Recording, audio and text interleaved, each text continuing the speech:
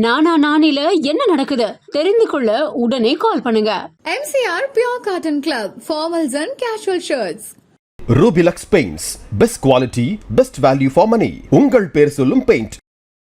இது வெறும் ஆக்சிடென்ட் இல்லை, மியர் ஆக்சிடென்ட் இல்லை, இது ஒரு சதி செயல். இதில் பின்னால் கான்ஸ்பிரசி நடந்திருக்குது. விஜயுடைய அந்த பரப்புரையை நிறுத்துறதுக்காகவும் கெட்ட பேர் கொண்டு வரணும் சில பேர் திட்டமிட்டு பண்ணியிருக்காங்கன்றாங்க. ஏதோ ரோட்டில் போகிறோம் சொல்ல சிடிஆர் நிர்மல்குமார் ப்ரெஸ் கான்ஃபரன்ஸில் சொல்லியிருக்காரு. காலத்துலேயும் சிபிஐ அரசாங்கத்துக்கு ஒரு இதுவாக தான் வேலை செஞ்சுருக்கு. பட்டு அதுக்காக நம்ம யாரையும் நம்ப முடியாதுன்னு சொல்ல முடியாது. ஸோ இன்றைக்கி சிபிஐ என்கொயரியில் இது ஒரு பார்ட்டு தாங்க. ஸோ இது எவ்வளவு சீக்கிரம் இது முடியுதோ அது நல்லதுன்னு தான் நினைக்கிறேன். பட் ஐ டவுட் தேர்தலுக்கு முன்னால் இது ஃபைனல் ரிப்போர்ட் வெளியே வருமா. இந்த சம்பவம் செப்டம்பர் 27 நடந்திருந்தாலும் சிபிஐ வசம் இது ஒப்படைக்கப்பட்டது ரொம்ப நாளுக்கு அப்புறம் தான். இது ஏதோ விஜயை மட்டும் டெல்லிக்கு வர வச்சுருக்காங்கன்ற தோற்றம் சரியில்லை. அது காரணம் என்னென்னா சிபிஐ தரப்பில் விசாரிச்சதில் அவங்க என்ன தகவல் சொல்கிறாங்கன்னா, கரூரில் தான் நாங்கள் விசாரிக்க விரும்புகிறோம், ஆனால் கரூரில் விசாரணை பண்ணிகிட்டு இருந்தால் கலெக்டர் திடீர்னு எனக்கு ஒரு ஃபோன் வந்திருக்கு, அங்கே ஒரு இன்சிடெண்ட்டு, அங்கே ஒரு ஆக்சிடென்ட்டு டிமிக்கி கொடுக்குறாங்க. போலீஸும் அதே மாதிரி தான். ஸோ இந்த ஒரு டெக்னிக்கல் ரீசனுக்காகத்தான் இப்போ மாற்றியிருக்காங்க இந்த என்கொயரியை. அந்த பஸ் அந்த வேலுசாமிபுரத்தில் நின்ன உடனே அவர் சொன்ன வார்த்தைகள் காவல்துறைக்கு நன்றி. ஆனால் அதே ஒரு அரை மணி நேரம் கழித்து முடிச்சிட்டுப்பா அங்கே ஒரே கமோஷன் ஆகும்போது அவர் அப்படியே முகம்லாம் சிவந்து போலீஸ் எங்கே போனாங்க, யாருமே இல்லையா. இந்த ரெண்டுக்கும் நடுவில் சம்பவங்கள் தான் அவர் அப்படி பேச வச்சுது. அதனால் இதில் விஜயினுடைய ரோல் விசாரிக்கப்பட வேண்டியது தான். Is free. அவர் மடியில் கனம் இல்லைங்க, வழியில் அவருக்கு பயம் இல்லை. விஜய் துணிச்சலான ஆளுங்க. இல்லைன்னா ஒரு திரைப்படத்தில் கலைஞர் உச்சக்கட்டத்தில் இருக்கிற ஆள் மத்திய மாநில அரசு ரெண்டையும் எதிர்த்துட்டு பேசுவாராங்க. ஒன்றிய அரசு ஒன்றும் பெரிய பரிசுத்த ஆவி இல்லை. அவங்க தான் நாட்டில் ஸ்டாலினை விட சின்ன வாஷிங் மிஷின். இந்தியாவிலே பெரிய வாஷிங் மிஷின் மோடி கிட்ட தான் இருக்குது. எடப்பாடியினுடைய குடும்பம் சம்பந்தியே மாட்டியிருக்கு. அப்போ அவங்க என்ன பண்ணுறாங்க, தங்கள் மேலே வழக்குகள் வராமல் இருக்கணும், தாங்கள் சிறையில் போகாமல் இருக்கணும்னா கட்சியை பலி கொடுத்துட்டாங்க. தமிழ்நாட்டில் இன்றைக்கி விஜய் மாதிரி ஒரு செல்வாக்குள்ள தலைவர் அல்லது அந்த கட்சியின் ஆதரவை பெறாமல் ஜஸ்ட் ஏடிஎம்கே அண்ட் பிஜேபி கூட்டணியால் பவர்ஃபுல் டிஎம்கே கூட்டணியை தோற்கடிச்சிட முடியும்னு அவங்க இப்போ இல்லை, நம்பிக்கை இல்லை. ஆகவே தான் they want to strengthen their alliance. அதுக்கு விஜயை ட்ரை பண்ணது உண்மைதான். ஆனால் விஜய் அதுக்கு எந்த விதமான சமிக்ஞையும் கொடுக்கல. இவங்க எதிர்பார்த்தது தான் தப்பு. அந்த ஸ்டேஜ் ஓவர் ஆயிடுச்சு. இப்போ அவரை பழிவாங்க நினைக்கிறாங்கன்னு தான் நான் நினைக்கிறேன். அதுதான் அந்த சென்சார் போர்டில் பண்ணிகிட்டு இருக்கிறது. இது வரைக்கும் நம்ம தமிழ்நாட்டில் அரசியலுக்காக நடந்ததை பார்த்துருக்கேன், அரசியல் நடந்திருக்குது. ஆனால் இந்த மாதிரி மக்களை சாகடிக்கிற அளவுக்கு இன்னி வரைக்கும் நாங்கள் கூட எதிர்பார்க்கல. ஸோ இது தமிழ்நாட்டின் வரலாற்றிலே இல்லை. ஆந்திராவில் இதுக்கு முன்னால் ஒரு 8 பேர் சந்திரபாபு நாயுடு பரப்புரையில் இறந்துருக்காங்க. அது ஆக்சிடெண்ட்டு. இது ஆக்சிடெண்ட் இல்லை, இது ஒரு கான்ஸ்பிரசின்னு தெளிவாக சொல்கிறாங்க. இதில் அரசியல் இருக்குங்க. சார் வணக்கம். சார் வணக்கம் சார். தமிழக வெற்றி கழக தலைவர் விஜய் இன்று டெல்லியில் ஆஜராக இருக்காங்க. ஏன் ஆக்சுவலாக இவ்வளோ நாள் கழிச்சு, கிட்டத்தட்ட செப்டம்பர் 27 நடந்த விஷயம், இவ்வளோ நாள் கழித்து இன்றைக்கி ஆஜராகணும், ஏன் இவ்வளோ கட்டாயம், ஏன் இவ்வளோ அழுத்தம்? அதாவது இது அழுத்தம்லாம் நான் சொல்ல மாட்டேன், இதில் அரசியல் இருக்கிறதா நான் நினைக்கல. ஏன்னா இந்த சம்பவம் செப்டம்பர் 27 நடந்திருந்தாலும் சிபிஐ வசம் இது ஒப்படைக்கப்பட்டது ரொம்ப நாளுக்கு அப்புறம் தான். அதாவது உச்சநீதிமன்றத்தில் இவங்கெல்லாம் வழக்கு போட்டு தமிழ்நாட்டில் இருக்க காவல்துறை இதை விசாரித்தா எங்களுக்கு நியாயம் கிடைக்காது, நடுநிலையாக அந்த விசாரணை அமையாதுன்னு சொல்லி இவங்க புகார் அளித்ததன் அடிப்படையில் தான் உச்சநீதிமன்றத்தில் இவங்க சிபிஐக்கு அந்த வழக்கெல்லாம் ஹேண்ட் ஓவர் பண்ணுங்கன்னு சொல்லி ஏற்கனவே அந்த ஒரு நபர் ஆணையம், அப்புறம் அஸ்ரா கர்க் அவர் தலைமையில் இருந்த ஒரு எஸ்ஐடி அவங்க பண்ண வரைக்கும் அதை அப்படியே பாஸ் ஓவர் பண்ணிவிடுங்க அப்படின்னு சொல்லிட்டு சிபிஐக்கு ஒப்படைச்சாங்க. அது மட்டும் இல்லாமல் ஒரு மாதம் கழித்து தான் நினைக்கிறேன் சம்பவம் நடந்து எக்ஸாக்டாக. அது மட்டும் இல்லாமல் சிபிஐயும் ஒழுங்காக நடக்குதா இல்லையான்னு கண்காணிக்கிறதுக்காக அது வந்து ஆக்சுவலாக விஜய் டிவிகேவுடைய இதுதான் கோரிக்கை தான். அவங்க சிபிஐ கேட்கல, ரிட்டையர்ட் சுப்ரீம் கோர்ட் ஜட்ஜி மேற்பார்வையில் இந்த வழக்கை விசாரிக்கணும் இந்த சம்பவத்தை, அப்போ தான் நியாயம் கிடைக்கும்னாங்க. But court in is own wisdom என்ன பண்ணிட்டாங்கன்னா 4 பேர் வந்து சிபிஐ வேணும்னு கேட்டாங்க. விஜய் சார்பாக ஆதவ் அர்ஜுனா அந்த பெட்டிஷனில் எங்களுக்கு வந்து ரிட்டையர்ட் ரெண்டையும் கிளப் பண்ணிட்டாங்க. சிபிஐ விசாரிக்கிட்டோம், ஆனால் அந்த விசாரணையே மேற்பார்வையிடுவது கண்காணிப்பது ஒரு retired supreme court judge plus 2 IPS officers. So 3 member team அதை வந்து சூப்பர்வைஸ் பண்ணோம். சிபிஐ வந்து இதை விசாரிக்கும்னு சொல்லி சொன்னாங்க. ஸோ இம்மிடியேட்டாக பார்த்தீங்கன்னு சொன்னால் சிபிஐ டீம் வந்து ஒரு குரூப் வந்து கரூரில் கேம்ப் ஆஃபீஸ் போட்டு அவங்க விசாரணை உடனே தாமதம் இல்லாமல் தான் தொடங்கினாங்க. இப்போ எல்லாரையும் விசாரிச்சுட்டு இருக்காங்க ஒன் பை ஒன். விஜயையும் கூப்பிட்ருக்காங்க. விஜய் வந்து நீங்கள் ஒரு கேள்வி கேட்கலாம், கரூர் ஆஃபீஸில் தானே எல்லாரையும் கூப்பிட்டுட்டு இருந்தாங்க, இப்போ ஏன் டெல்லிக்கு கூப்பிடுறாங்க? விஜயை மட்டும் இல்லை, விஜய்க்கு முன்னால் அவர் கட்சியை சார்ந்தவங்களும் டெல்லிக்கு வந்திருக்காங்க. ஒரு 2-3 வாரத்துக்கு முன்னால் நிர்மல் குமார், புஷி ஆனந்த், ஆதவ் அர்ஜுனா, அந்த மதியழகன் எல்லாம். அதே போல் கரூர் எஸ்பி, கரூர் கலெக்டர்லாம் கூட டெல்லிக்கு வந்துட்டு போயிருக்காங்க. இது ஏதோ விஜயை மட்டும் டெல்லிக்கு வர வச்சுருக்காங்கன்ற தோற்றம் சரியில்லை. அது காரணம் என்னென்னா, சிபிஐ தரப்பில் விசாரித்ததில் அவங்க என்ன தகவல் சொல்கிறாங்கன்னா, கரூரில் தான் நாங்கள் விசாரிக்க விரும்புகிறோம், ஆனால் கரூரில் விசாரணை பண்ணிகிட்டு இருந்தால் கலெக்டர் திடீர்னு எனக்கு ஒரு ஃபோன் வந்திருக்கு, அங்கே ஒரு இன்சிடெண்ட்டு, அங்கே ஒரு ஆக்சிடெண்ட்டுன்ட்டு டிமிக்கி கொடுக்குறாங்க. போலீஸும் அதே மாதிரி தான், கட்சிக்காரங்களும் எங்களுக்கு அங்கே வெளியே வேலை இருக்குதுன்னு போகிறாங்க. ஸோ ஆகவே இவங்களை வந்து இங்கே வச்சு விசாரித்தா, அதாவது முழுமையாக அவங்களால இன்வால்வ் பண்ண முடியல. இப்போ சில மணி நேரம்லாம் பார்த்தீங்கன்னா 8 மணி நேரம் 7 மணி நேரம்லாம் ஒரு நாளைக்கு விசாரிக்கிறாங்க. இப்போ கலெக்டரோ எஸ்பியோ கரூரில் உட்காந்துக்கிட்டு அது மாதிரி பண்ண முடியல. ஸோ டெல்லிக்கு வந்துட்டாங்கன்னா அவங்க 2 நாள் இல்லை 3 நாள் இருந்துட்டு தானே போனோம். ஸோ இந்த ஒரு டெக்னிக்கல் ரீசனுக்காகத்தான் இப்போ மாற்றியிருக்காங்க இந்த என்கொயரியை. பட் இருந்தாலும் கரூர்லேயும் வேலை நடக்குது. இப்போ கரூரில் வந்து நேற்று முந்தா நாள் அந்த பஸ் இருக்குது இல்லையா, அந்த பஸ்ஸை கொண்டு போய் அதை மேலே எல்லாம் எப்படி அதனுடைய நீளம் அகலம், அதை அந்த ரோட்டில் வேலுசாமிபுரத்தில் நின்னா அதுக்கப்புறம் ஜனங்க நிற்கிறதுக்கு எவ்வளோ கேப் இருந்திருக்கும், இப்படியெல்லாம் வந்து கேட்டிருக்காங்க.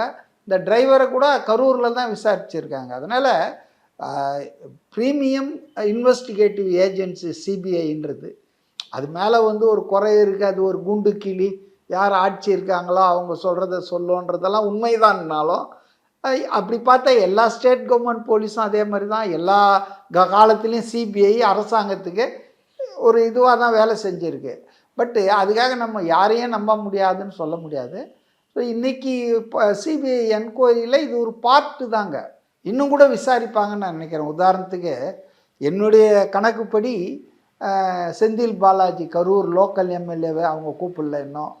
Amudha IAS, Davidson Devasahayam DGP law and order, இப்போ வேறு எதுக்கோ போட்டாங்கன்னு நினைக்கிறேன், ட்ரைனிங்காக ஆயுதப்படைக்கு போட்டிருக்காங்க. அப்போ அவர் ஏடிஜிபி லா அண்ட் ஆர்டராக இருந்தார். இவங்கெல்லாம் பேட்டி கொடுத்துருக்காங்க பொது வெளியில். செந்தில் பாலாஜி பார்த்தீங்கன்னா டெலிவைஸ்டு ப்ரெஸ் கான்ஃபரன்ஸ் நடத்தினார், பவர் பாயிண்ட் ப்ரெசன்டேஷன்லாம் போட்டார். அதனால் இவங்கெல்லாம் ஏன் இப்படி பண்ணாங்க? ஒரு என்கொயரி ப்ராசஸ் நடந்துட்டு இருக்கும்போது ஸ்டேட் கவர்மெண்ட்டு ஒரு நபர் ஆணையத்தை வித்தின் 1 hour போட்டாங்க. அப்படி இருக்கும்போது ஏன் இவங்க இதெல்லாம் வெளியெல்லாம் பேசினாங்கன்றதுனால இவங்க மேலேயும் எதுக்காக what force you to come out in public அப்படின்னு கேட்பாங்க. ஸோ இப்படி இன்னும் கூட நிறைய பேர் கேட்க வேண்டியிருக்கும்னு நினைக்கிறேன். ஸோ இது எவ்வளவு சீக்கிரம் இது முடியுதோ அது நல்லதுன்னு தான் நினைக்கிறேன். பட் ஐ டவுட் தேர்தலுக்கு முன்னால் இது ஃபைனல் ரிப்போர்ட் வெளியே வருமா? ஏன்னா இப்போவே அரசியல் புரசலாக இருந்தது, ஓப்பனாக பேசுகிறாங்க தாவேகா நிர்வாகிகள் தலைவர்கள், இது வெறும் ஆக்சிடெண்ட் இல்லை, மியர் ஆக்சிடெண்ட் இல்லை, இது ஒரு சதி செயல், இதில் பின்னால் கான்ஸ்பிரசி நடந்திருக்குது, விஜயுடைய அந்த பரப்புரையை நிறுத்துறதுக்காகவும் கெட்ட பேர் கொண்டு வரணும் சில பேர் திட்டமிட்டு பண்ணியிருக்காங்கன்றாங்க, சொல்லாமல் சொல்கிறாங்க. அதை செஞ்சவங்க கரூரில் சுற்றிக்கிட்டு இருக்காங்கன்னு ஏதோ ரோட்டில் போகிறோம் சொல்ல. சிடிஆர் நிர்மல் குமார் ப்ரெஸ் கான்ஃபரன்ஸில் சொல்லியிருக்கார், சிபிஐ கிட்ட போய் கரூரில் அவர் என்கொயரிக்கு அட்டன் பண்ணிட்டு வந்து. அதனால் வந்துங்க இது பல்வேறு விதத்தில் விசாரிப்பாங்க. இதில் அரசியல் இருக்குங்க, இல்லைன்னு சொல்ல முடியாது. சார் இது செப்டம்பர் 28 நடந்த பிறகு சிபிஐ கடன் வந்தது இல்லையா? ஸோ அப்போ கூப்பிடாம இப்போ எலெக்ஷன் கிட்ட வரும்போது இந்த டைமில் கூப்பிடுறது சரியா அது? இல்லை அரசியல் அழுத்தம் அப்படின்றது வெளிப்படைத்தன்மையாக தெரியுது. பாஜகவோட அரசியல் அழுத்தம் தானா? இல்லை அதாவதுங்க 2 விஷயம். இப்போ ஜனநாயகனுக்கு சென்சார் போர்டு சர்டிஃபிகேட் வேணும்னு இழுத்தடிச்சு டிலே பண்ணி இந்த பொங்கல் ஹாலிடேயில் அவர் பணம் வராமல் பண்ணி அதனால் பொருளாதார ரீதியாக அவரை நஷ்டம் ஏற்படுத்தணுன்றது டெலிபரேட் அட்டம். அது ஒரு political decision of the central government, நான் ஒத்துக்கிறேன்.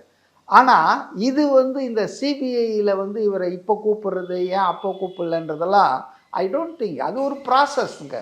எப்போவாவது ஒரு இடத்துல கூப்பிடுவாங்க, கூப்பிடாமல் முடித்தா அது தப்புங்க. ஏன்னா விஜய்க்காகத்தான் அங்கே அவ்வளோ பேர் வந்தாங்க. அவர் தான் டாப் எண்டில் இருந்து எல்லாத்தையும் பார்த்தாரு.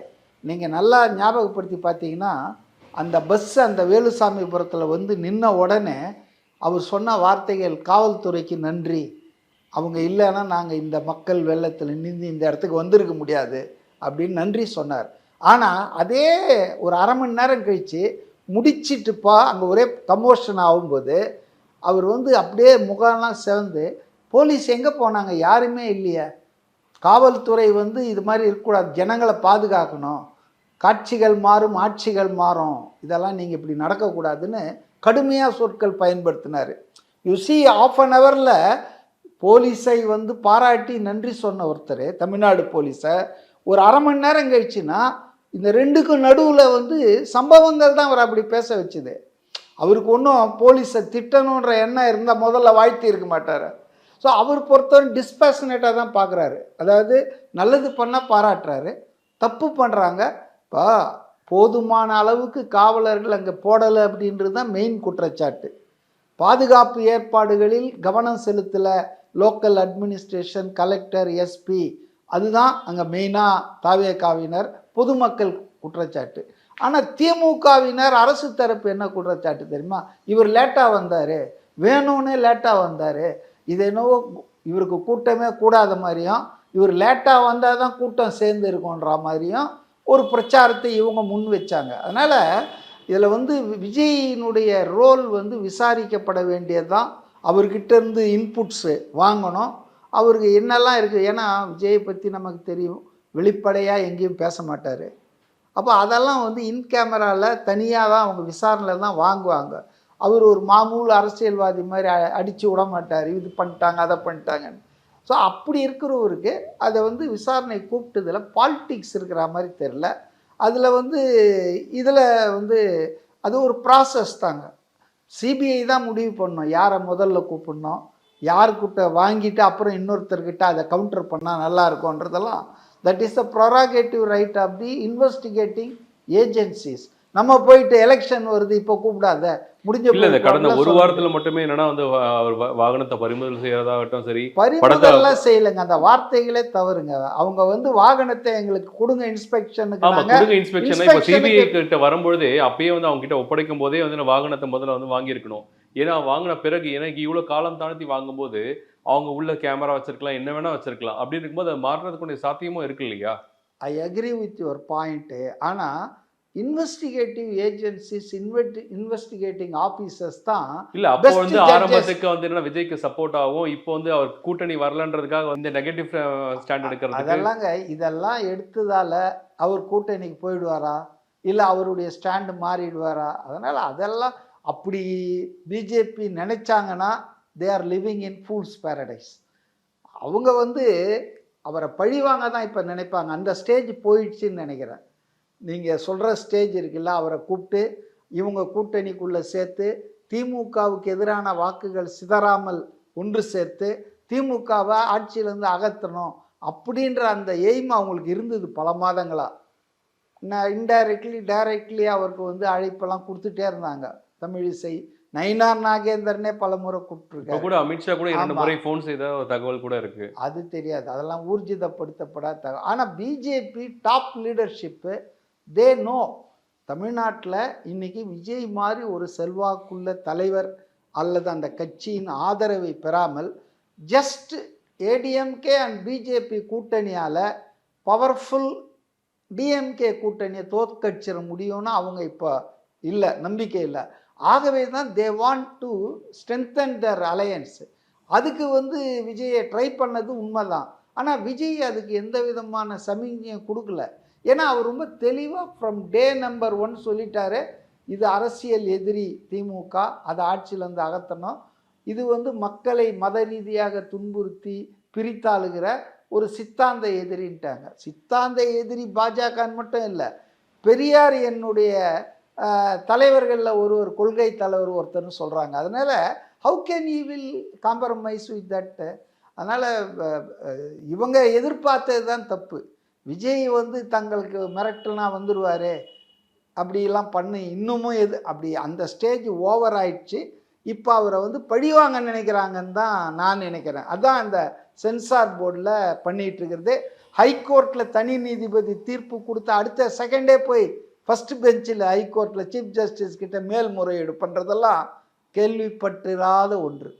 குறைஞ்சபட்சம் இந்த தீர்ப்பை வாங்கி படிப்பாங்க, லீகல் ஒப்பீனியன் கேட்பாங்க, இதெல்லாம் நடக்கும். ஆனால் அடுத்த செகண்டே அடிஷ்னல் சொலிசிட்டர் ஜெனரல் யார் வராங்க பாருங்கள், மத்தியானம் ஹியரிங்க்கு ஹைகோர்ட்டில் சீஃப் ஜஸ்டிஸ் பெஞ்சுக்கு துஷார் வெளிப்படையா வந்து என்னன்னா விஜய் என் காலில் வந்து விழணுன்றத பாஜக எதிர்பார்க்குது. இப்போ இந்த ஸ்டேஜ் ஜனநாயகனுக்கு பண்றதெல்லாம் வந்து அரசியல் ரீதியாக ஒரு சென்சார் போர்டுன்றது பார்த்தீங்கன்னா ஒரு 5 பேர் கொண்ட குழு, ஒரு 4 பேர் இருப்பாங்க, ப்ளஸ் வந்து ஒரு ஐஏஎஸ் ஆஃபீஸர் இருப்பாங்க. ஃபைனலாக அந்த ஐஏஎஸ் ஆஃபீஸர் தான் வந்து ப்ரொசீடிங் பண்ணுவாங்க. அந்த கட்டங்கள்லாம் வந்து பார்த்தீங்கன்னா ஆஷா ஜட்ஜ் அவங்க நீதிபதி பார்த்தீங்கன்னா தீர்ப்பு கொடுக்கும்போது அந்த ரிப்போர்ட்லேயே தெளிவாக இருக்குது. ஆமாம்மா, அந்த அம்மா மிக தெளிவாக கொடுத்துட்டாங்க. என்னெல்லாம் நீங்கள் திருத்தம் மாற்றம் செய்யணும்னு சொன்னீங்களோ அதெல்லாம் அவங்க செஞ்சிட்டாங்க. அதை நீங்கள் பார்த்துட்டு அவங்களுக்கு ப்ராமிஸும் பண்ணிட்டீங்க, UA 16+ கொடுக்குறேன்னு. அதுக்கப்புறம் அந்த பார்த்தால ஒரு ஆள் கம்ப்ளைண்ட் பண்ணாருன்றீங்க பாருங்கள், இதெல்லாம் ஏற்புடையதல்ல. ஈவன் அதுதான் நார்மல். ஒரு உச்சநீதிமன்றத்தில் 5 மெம்பர் பெஞ்சு இருக்குதுன்னா கூட, டிவிஷன் பெஞ்சு, அதில் 4 பேர் வந்துட்டு சொல்கிற கருத்து தான் அங்கே வந்து எடுபடுமே தவிர, ஏன் 3-2லாம் எவ்வளோ தீர்ப்புகள், 2 பேரை வந்து எதிர்த்து பேசுவாங்க, 3 பேர் இதை வந்து தீர்ப்பு, அதுதான் வந்து அமுலாகும். அப்போ 5 பேர் பார்த்தாங்க, அதில் ஒருத்தர், அதுவும் ரொம்ப ஆஃப்டர் தாட் அது. அப்போ அவர் ஒன்றுமே சொல்ல, அதுக்கு பின்னால் படத்தெல்லாம் பார்த்துட்டு அதுக்கு பின்னால் தான் இந்த வேலை பண்ணியிருக்காங்க. இது பொலிட்டிக்கல் கேம் தாங்க. ஆனால் சிபிஐயை நான் அந்த கேட்டகரியில் கொண்டு வரலைங்க. இது ஒரு ப்ராசஸ். எப்போ அவரை கூப்பிடணும், எப்போ வந்து எங்கே கூப்பிடணும், இதெல்லாம் நம்ம போய் ரெஸ்ட்ரிக்ட் பண்ண முடியாது. Let them do it whatever, is free. அவர் மடியில் கனம் இல்லைங்க, வழியில் அவருக்கு பயம் இல்லை. எப்படி சொல்ல 41 பேர் இறந்துருக்காங்க, அப்போ கூட வந்து ஒரு எதிர்குரல் கொடுக்கல. அதுக்கப்புறம் வந்தப்புறம் வந்து பொறுமையாக தான் காலம் தழுந்து தான் ஒரு வீடியோ ரிலீஸ் பண்ணியிருக்காரு. நீங்கள் எப்படி வந்து மடியில் கனம் இல்லை அப்படின்ற விஷயத்த நீங்க சொல்றீங்க சார்? நீங்க சொல்லுங்க, என்ன அந்த 41 பேர் அவர் தான் இல்ல 40 இப்போ ஒரு தலைவர் ஒரு தலைவர் ஒருத்தர் போறாருன்னா தலைவருக்காக தான் வந்து தொண்டர்கள் வராங்க அப்படின்ற போது அதுக்கான வந்து பொறுப்பேற்க வேண்டியது தலைவர் தான் இல்லையா? அதுக்கே காலம் தாழ்ந்து தான் வந்து ஒரு வீடியோ வந்து ரிலீஸ் பண்றாங்க. அட் பெஸ்ட் பொறுப்பேற்க வேண்டியது அப்படின்னா லோக்கல்ல ஒரு போலீஸ் இருக்கு, ரெவென்யூ இருக்கு, அது இல்லாம அங்க ஆர்கனைசர் பண்ணாங்க இல்லையா அந்த மாவட்ட கட்சி, இவங்களுக்கு தான் பொறுப்பு இருக்கு தவிர சென்னையிலேருந்து போன விஜய்க்கு பொறுப்பு அப்படின்றதெல்லாம் நான் ஏற்றுக்கவே மாட்டேன். இது வந்து ஒரு உள்நோக்கம் கொண்ட குற்றச்சாட்டுங்க. இதில் வந்து விஜய்க்கு வந்து பொறுப்பு இல்லை. நீங்கள் இன்னொரு சொன்னீங்க, அவர் வந்து 4 நாள் கழிச்சு தான் வீடியோ போட்டார் அப்படி இப்படின்னு. நீங்கள் நல்லா கவனிச்சிங்கன்னா அவரை கரூர்லேருந்து இம்மிடியேட்டாக வெளியேற்றது கரூர் போலீஸ் தான். அதுக்கு அவங்க வந்து மொபைலில் கூப்பிட்டு உடனடியாக நீங்கள் போனோம் அப்படின்னு அவங்க பெட்ரோல் வண்டி பந்தோபஸ்து கொடுத்து கரூர் எல்லை வரைக்கும் கொண்டு வந்து அவரை வெளியேற்றதெல்லாம் ரெக்கார்ட் ஆகிருக்கு. அதனால் இவங்களே அவரை அனுப்பிச்சிட்டு அப்புறம் ஜட்ஜு சொல்கிறார், தனி நீதிபதி ஒருத்தர் செந்தில்குமார் ஓடி ஒளிந்து விட்டார்னு. இதெல்லாம் வந்துங்க ரொம்ப மோசமான போக்குங்க. அவர் வந்து தன்னைக்காக வந்த ஒரு 41 பேர் இறந்துட்டாங்கன்னா இப்போ நீங்கள் 1000 பேசலாம். என்ன ஷாக்கில் இருந்திருப்பார் அவர். அரசியலுக்கு வந்து 1.5 வருஷம்தான் ஆச்சு. அவர் அரசியலில் எதிர்ப்பாங்க பேசுவாங்கலாம் தெரியும். அதெல்லாம் நடக்குமா? இந்த மாதிரிலாம் பண்ணுவாங்களா? பிரச்சாரத்தை முடக்கிறதுக்கு, கெட்ட பேர் உண்டாகிறதுக்கு அப்பாவிகளை வாங்களா, குழந்தைங்களை, பெண்கள்ன்றது அவருக்கெல்லாம் அது தெரியாத ஒரு தலைவர். இப்போதான் வந்தார், 1.5 வருஷம் இருந்தார்ல. நீங்கள் சொல்கிற ஒரு பருவம் இருந்தாலும் அதை தாண்டி அரசியல் வந்து காலங்காலமாக வந்து எல்லாருமே எப்படி பண்ணுறாங்க, அரசியல் எல்லாருமே பொதுமக்கள் முதற்கொண்டு பார்க்குறாங்க அப்படின்னு அது அரசியல் பழகுன்ற சொல்கிறீங்க. நான் கேட்குறேன், நீங்கள் வந்து எவ்வளோ நாள் அரசியல் பார்த்துட்டு இருக்கீங்க, ஊடகத்தில் இருக்கீங்க, உங்களுக்கு இன்டெப்த் நாலேஜ் இருக்கும். இது வரைக்கும் நம்ம தமிழ்நாட்டில் அரசியலுக்காக நடந்ததை பார்த்துருக்கேன், அரசியல் நடந்துருக்குது. ஆனால் இந்த மாதிரி வந்து மக்களை வந்துட்டு சாகடிக்கிற அளவுக்கு இன்னி வரைக்கும் நாங்கள் கூட எதிர்பார்க்கல. மக்கள், சாதாரண மக்கள், அவங்கள போய் சாவடிச்சு தான் நான் பார்த்ததே கிடையாது. அப்பாவிகள் அவங்க என்ன பண்ணாங்க? ஸோ இது வந்து தமிழ்நாட்டின் வரலாற்றிலே இல்லை. ஆந்திராவில் இதுக்கு முன்னால் ஒரு 8 பேர் சந்திரபாபு நாயுடு பரப்புரையில் இறந்துருக்காங்க. அது ஆக்சிடெண்ட்டு. இது வந்து ஆக்சிடெண்ட் இல்லை, இது ஒரு கான்ஸ்பிரசின்னு தெளிவாக சொல்கிறாங்க. இல்லைன்னா செந்தில் பாலாஜி எதுக்கு ப்ரெஸ் கான்ஃபரன்ஸ் வைக்கிறாரு லோக்கல் எம்எல்ஏ? அவருக்கு என்னங்க வந்தது? அரசாங்கம் போட்டாச்சு கமிட்டி, அந்த கமிட்டிக்கிட்ட போய் அவருக்கு தெரிஞ்ச விஷயத்த சொல்லாமல் அதுக்கு பதிலாக ஒரு பவர் பாயிண்ட் ப்ரெசன்டேஷன் போடுறாரு, டெலிவைஸ்டு ப்ரெஸ் கான்ஃபரன்ஸ் போடுறாரு, பிளேமை பூரா விஜய் கட்சி மேலேயும் விஜய் மேலேயும் போடுறாரு. அதனால் வந்துங்க இதில் அரசியல் இருக்குதுங்க. அதனால தான் வந்து அவர் ஷாக் ஆகிட்டார். டெல்லி பயணம்ன்றது விஜய்க்கு அழுத்தமா இல்லை வந்து விஜய் இப்படி அடிப்படையை வைக்க வேண்டியது கட்டாயத்தில் இருக்கா பாஜக? இல்லை, அது விஜயை வந்து அந்த சிபிஐ போலீஸார் விசாரணை எப்படி பண்ணுறாங்க, அவரை வந்து அவர் மேலே பழியை போடுறதுக்கான கேள்விகள் கேட்கப்படுகிறதா, இல்லை அந்த சம்பவத்தில் பார்த்தீங்கன்னா வந்து மத்திய அரசோட வந்து சொல்றது கேட்கக்கூடிய ஒரு விஷயம் கைப்பாவை தான். அதாங்க, அதனால் அது கைப்பாவைன்றதை நான் மறுக்கல. சுப்ரீம் கோர்ட்டே கூண்டு கிளின்னு சொல்லியிருக்கு, கேஜிடு பேரட்டுன்னு சிபிஐயை, அதெல்லாம் நான் மறுக்கல. ஆனால் இன்றைக்கு அவரிடம் நடந்து கொள்கின்ற விதம், அவரிடம் கேட்கப்படும் கேள்விகள், அவரை நடத்துகிற விதம், அவரை குற்றவாளி மாதிரி நடத்துகிறாங்களா இல்லை ஒரு விட்னஸாக ஹை விட்னஸாக நடத்துகிறாங்களான்றது நமக்கு தெரியாது. அவருக்கு தான் இப்போ தெரியும், கூட போயிருக்கிறவங்களுக்கு தெரியும். அதனால் கத்திரிக்காய் முத்துனா கடைக்கு வரப்போகுது. ஆனால் நான் ஒன்று சொல்கிறேன், விஜய் வந்து துணிச்சலான ஆளுங்க. இல்லைன்னா ஒரு திரைப்படத்தில் கலைஞர் உச்சக்கட்டத்தில் இருக்கிற ஆள் மத்திய மாநில அரசு ரெண்டையும் எதிர்த்துட்டு பேசுவாராங்க? நீங்கள் யோசித்து பாருங்கள். நேற்று கமல்ஹாசன் ஒரு அறிக்கை கொடுத்துருக்கிறாரு இந்த சென்சார் போர்டை பற்றி. துருவி துருவி பார்த்தேன் நான். அங்கே எங்கேயாவது ஒரு ஒன்றிய அரசு, மோடி அரசு இப்படி அழுத்தம் கொடுக்குது, இது பண்ணுறது தப்புன்னு ஒரு வார்த்தை எங்கேயாவது இருக்குமான்னு? ஒரு கண்டனம் இல்லை. கலைஞரே அந்த விஷயம் என்னைக்குமே மத்தியத்தில் வந்து பகச்சது இல்லை கலைஞர் பொறுத்த வரைக்கும். அதே தானே கமலஹாசனா பண்றாரு. ஆனால் விஜய் பொறுத்த வரைக்கும் பண்றதுனால இப்போ அழுத்தம் கொடுக்குறான்னு. அதான் நீங்கள் வந்து விஜய் வந்து இதுக்கு முன்னால் இருந்தாங்களே, இப்போ பிரகாஷ்ராஜ் ஓப்பனாக பேசுகிற ஆள் தான். பிரகாஷ்ராஜ் வந்து பாஜகவை கலைஞர்களில் நடிகர்கள், அதனால் அவருக்கு ஹிந்தி பட வாய்ப்பு, பாலிவுட் சான்ஸ் எல்லாம் போச்சு, அது வேற விஷயம். ஆனால் உச்சத்தில் இருக்கிறவங்களில் யாரும் வாய் திறக்க மாட்டாங்க. ரஜினிகாந்த் திறந்துருக்காரா, இல்லை கமல்ஹாசன் திறந்துருக்கிறாரா? யாரும் திறக்க மாட்டாங்க. ஷாருக் கான் கூட திறக்க மாட்டார்.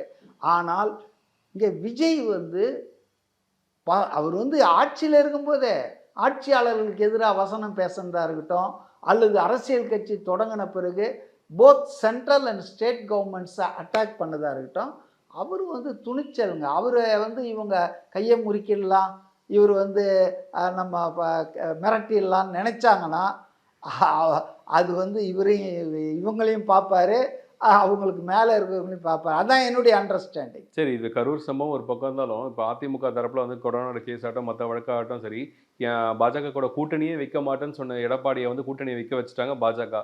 ஸோ அப்படின்னு இருக்கும்போது இந்த கரூர் சம்பவத்தை வச்சு அடிப்படையை வைக்கிறது சாத்தியமா? 2 விஷயம். எடப்பாடி அல்ல விஜய், அதிமுக அல்ல தாவேகா. இப்போ எடப்பாடி வந்து அண்ணாமலை வந்து ஜெயலலிதாவை வந்து கடுமையாக குற்றஞ்சாட்டினார்ன்ற காரணத்தை சொல்லி பாஜகவில் வந்து வெளியே போனார். அது முழு காரணம் இல்லை, நீங்கள் தெரிஞ்சுங்க. அவங்க தோல்விகளுக்கெல்லாம் பாஜகவோட அலையன்ஸ் வச்சதால் ஒரு 18% சிறுபான்மை வாக்குகள் அவங்களுக்கு நிரந்தரமாக கிடைக்காம போகுது. அதை உணர்ந்தது தான் இது. ஒரு நொண்டி குதிரைக்கு சறுக்குந்து சாக்குன்னுவாங்க. அதுபோல் எடப்பாடிக்கு அண்ணாமலை பேசுறது ஜெயலலிதா ஒரு சாக்கா வச்சு வெளியே போயிட்டார். இட் வாஸ் கரெக்ட் டிசிஷன், நல்ல முடிவு.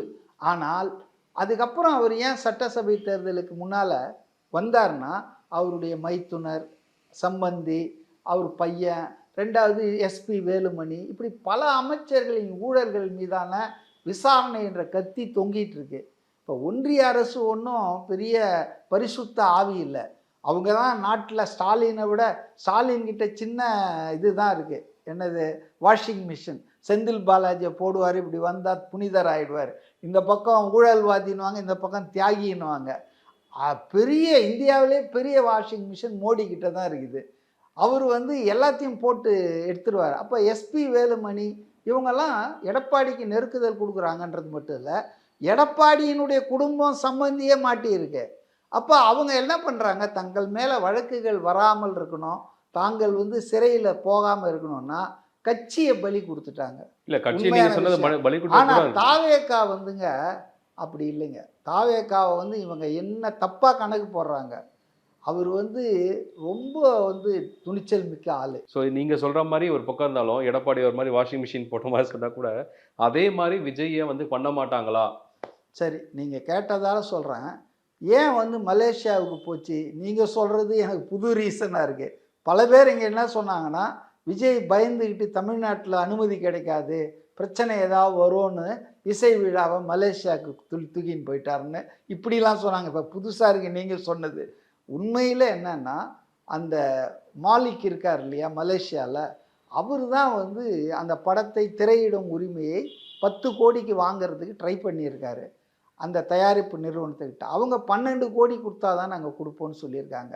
அப்போ ஒரு காம்ப்ரமைஸாக என்ன நடந்திருக்குதுன்னா, அவங்களே சொன்னது, அதாவது வந்து 2 கோடி நான் எக்ஸ்ட்ரா தரேன், ஆனால் இசை விழாவை இங்கே நடத்தணும், அதுக்கு நீங்கள் அனுமதிக்கணும், ஏன்னா இவருடைய கடைசி படம், நான் அதை பிரம்மாண்டமாக பண்ணுறேன், அந்த செலவு பூரா நான் ஏற்றுக்கிறேன்னு சொல்லிட்டு தான் அப்படி தான் அது மலேசியா. அவர் கூட இருக்கவங்க எல்லார்கிட்டையும் வந்து விஜயோட பணம் இருக்கு இல்லையா, ஸோ கருப்பு பணம்லாம் வந்து மற்றவங்க மூலியமாக கொடுத்து வெளியே வர்றது அப்படின்ற போது அதே மாதிரி மற்றவங்களை பிடிக்கும் போது விஜய் வந்து குண்டு கிளியாக தான் நான் மாறணும் பாஜக கிட்ட. இல்லை, விஜய் கிட்ட பணம்லாம் இருக்குதுன்னா பிடிக்க வேண்டியது தானேங்க.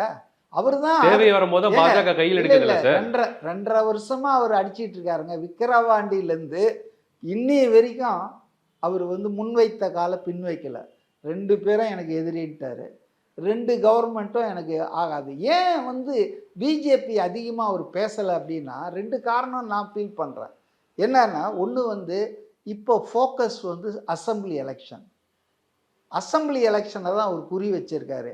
அப்போ இங்கே ஆளும் கட்சிக்கு எதிரான ஒரு அரசியலை நடத்தணும். ஏன்னா எதிர்கட்சியாக இருக்கிற எடப்பாடி வந்து தீவிரமான அரசியல் பண்ணல. அவர் வந்து இது வரைக்கும் தீய சக்தின்னு ஒரு வார்த்தையை சொன்னாரா? ஜெயலலிதா சொன்னதை, எம்ஜிஆர் சொன்னதை கடந்த 4.5 வருஷத்தில். ஏன்னா அவருக்கு பிரச்சனை இருக்குது, கொடநாடு கொலை வழக்கு, கொள்ளை வழக்கெல்லாம் இருக்குது, ஊழல் வழக்குகள் இருக்குது. அப்போ அவர் வந்து is also not severely attacking as opposition party. Jayalalithaa நடத்தின மாதிரி எதிர்கட்சியை நடத்தினார். அப்போ அந்த வெற்றிடத்தை வந்து விஜய் கண்டுபிடிச்சி தான் வந்து தீய சக்தின்னு அந்த எம்ஜிஆர் ஜெயலலிதாவுடைய ஸ்லோகனை எடுத்து ஃபியர்ஸ் அட்டாக் அனுப்புகிறாரு. ஸோ அதனால தான் அவர் வந்து அட் ஏ டைம் 2 அட்டாக் தேவையில்லை. பார்லிமெண்ட் எலெக்ஷனில் கவர்மெண்ட் ஆஃப் இந்தியாவை பார்த்துக்கலாம், இது இப்போ கவர்மெண்ட் ஆஃப் தமிழ்நாடு போதும்னு சொல்லிட்டு இருக்காரு. அது ஒரு ரீசன் தான் நான் நினைக்கிறேன். அதனால் அவரை வந்து கருப்பு பணம் அப்படின்னு சொன்னால் கவர்மெண்ட் இந்நேரம் வந்து எப்போவோ பிடிச்சிருப்பாங்களே. எடப்பாடியை பிடிச்சவங்க எப்போ என்ன தேவைன்ற போது தான் கை வைக்க ஆரம்பிக்கிறாங்க. இல்லை கையெல்லாம் நீங்கள் கையை வச்சாலும் காலை வச்சாலும் விஜய் கிட்ட அவங்க பருப்பெல்லாம் வேகாதுங்க. அவர் ரொம்ப தெளிவாக இருக்காருங்க. என்ன வேணா பண்ணுங்க நீங்கன்னு தான் சொல்கிறாரு. இன்னி வரைக்கும் அவர் வந்து எனக்கு வந்து எனக்கு என் படத்துக்கு லாஸ் பண்ணிட்டாங்க, நான் கண்டிக்கிறேன் அப்படின்லாம் எதுவும் அழவே இல்லை. பார்த்தீங்களா, அன்னைக்கு தான் பார்த்தீங்கன்னா தேர்தல் அறிக்கை வெளியீட்டுக்கு குழுவை போடுறாரு.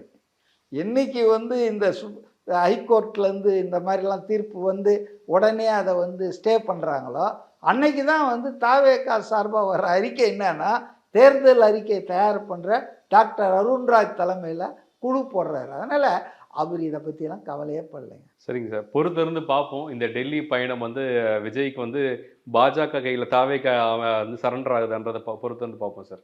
Thank you sir. நானில என்ன நடக்குது தெரிந்து கொள்ள உடனே கால் பண்ணுங்க. MCR Pure Cotton Club, formals and casual shirts.